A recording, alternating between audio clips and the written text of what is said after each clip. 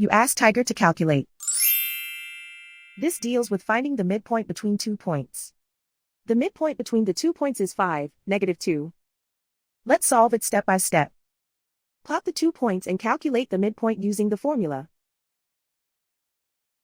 The coordinates of point 1 are, x1 equals 4, y1 equals -6. The coordinates of point 2 are, x2 equals 6, y2 equals 2. PM represents the midpoint of the 2 points.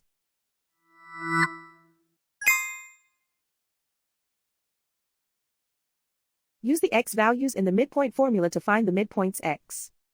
x1 equals 4.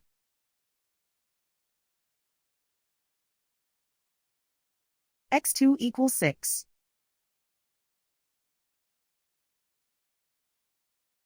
Simplify the arithmetic.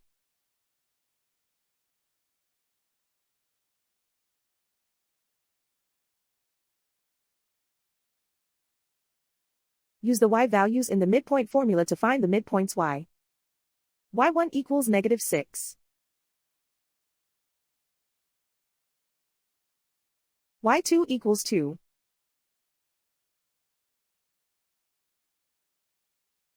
Simplify the arithmetic.